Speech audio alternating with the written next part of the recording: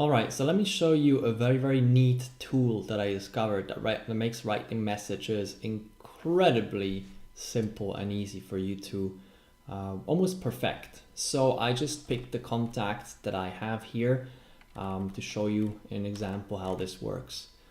So basically the tool that I installed is a Chrome plugin. So I use the Chrome browser, Google Chrome, and it's a plugin and it's called Crystal Knows or just Crystal.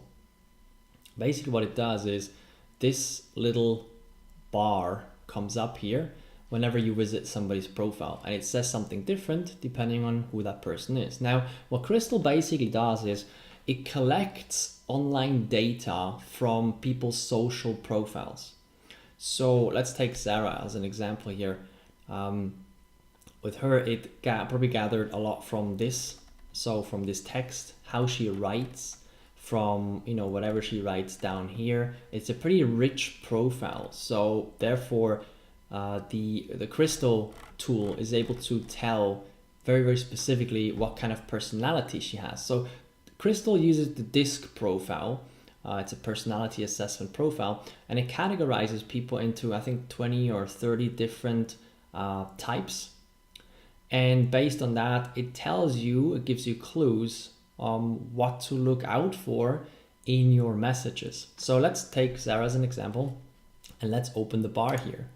Now, first thing you see is DS. Basically, if you don't know DISC, D is very dominant, so right to the point, very business focused, and S is more of the social type, so very laid back, relaxed, very people focused, and she has a strong tendency towards D, and then she also has the part S in there. And it says 95% confidence. What it basically means is that Crystal is about 95% confident that this is correct, because sometimes the profiles are not really that complete, or there's many different people with the same name, but many different profiles that don't really have the same type or same personality, and then it can get mixed up. So for this one, it's pretty accurate. So it's 95%. And then what you can look at is you have one sentence here that describes basically Sarah's personality. It says Sarah is creative, decisive, a bit disorganized, overlooks details, and enjoys working with people. And based on that, I have a really good idea of how to communicate, because what I understand from this is how she is similar to me and how she's not similar to me. So I'm a creative type as well, so that's very similar. Decisive, I'm decisive as well. I'm actually pretty organized, so that is a little bit different. I very often overlook the details. I'm a big picture person, and I love working with people. So she's fairly similar to me in that aspect, which can also help, because you can use Crystal and say, okay, I'm just gonna look at people's personalities and then twist or tweak my messages. I don't do it that way. The way I do it is because I don't feel very comfortable with that, because I don't feel comfortable with trying to pretend somebody else or write in a style that is not natural to me. So what I basically do is I look at people's profile to see how similar they are to me in terms of their personality, in terms of their communication style.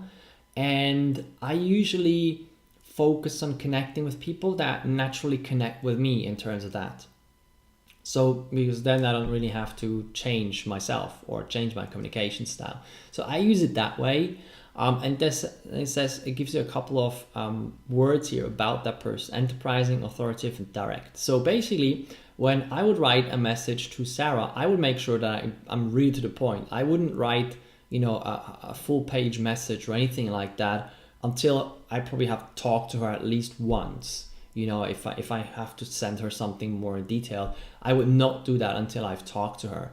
I would, for example, with her, I would try to get her on the phone very quickly.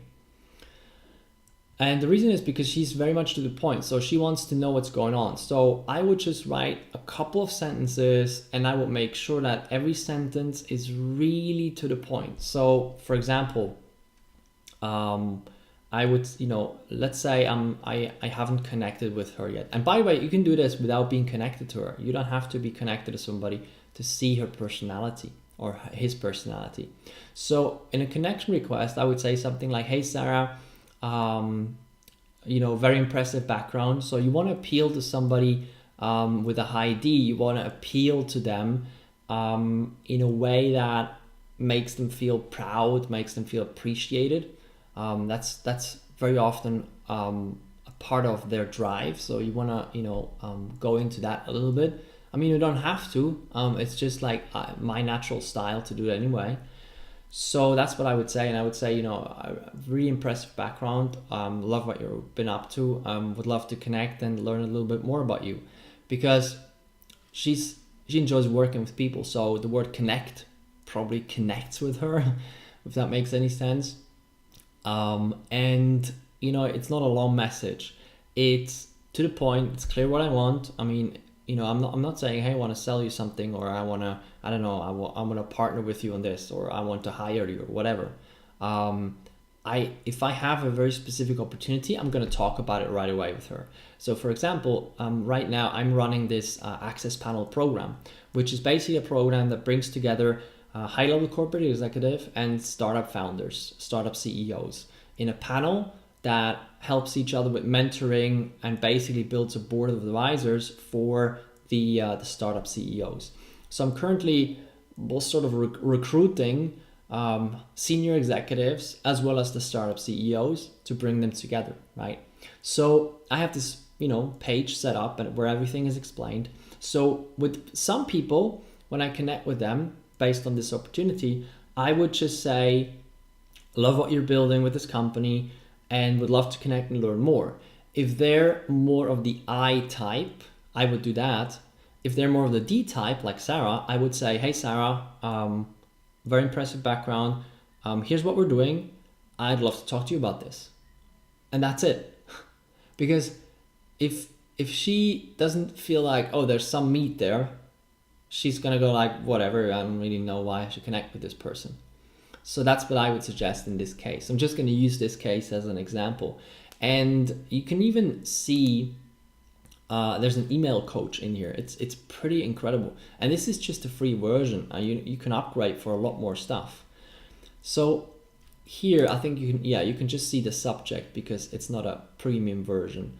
But there's a couple of do's and don'ts. So in the subject, it says use action words and items, keep the subject under 4 words. So straight to the point. For example, let's meet for coffee. Like right to the point, no fluff in there. She can just read the subject and she knows what's going on. Don't use exclamation points or emotions, emojicons, I think they're called. So for example, thanks for meeting me. Let's do it again soon. And no smiles and stuff like that. Once again, if it's my natural communication style that I just use a lot of smiles and everything, I can still do that. But with the knowing that it may just not work because she's not the type of person. And here's the thing. Once you get to know somebody, they get to know you, they get to know your style. And after that, you don't have to, do it perfectly in this way to make it really effective, because then somebody knows you and they know your style as well. But if you're reaching out to somebody pretty much cold, they don't know who you are, it's very, very interesting to know how they react to certain things. So in this case, I would just always go right to the point and use whatever opportunity I have to talk about that, and not go like, something fluffy or something in the clouds or something, too broad. I go right to the point, very specific, short, very, very short messages with her. And if you're coming across, if you're connecting mostly with CEOs and top leaders, very, very often, not always, but very often, they're either high Ds or high Is, because they're more of the outgoing personalities, except, for example, Mark Zuckerberg or people like that. If you're connecting with more of the analytical type, more of the, introverted types, they're much more the high C's and the high S's, and there you want to use a different type of communication style. So just wanted to show you that.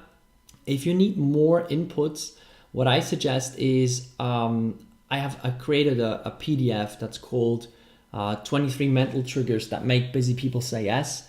It's basically a collection of messages and very specific emotional triggers that work incredibly well if you're connecting with people. So you can download it at jodicole.com/mental-triggers. There's also a link above this video or below this video that you can check out. And yeah, I hope this was helpful for you.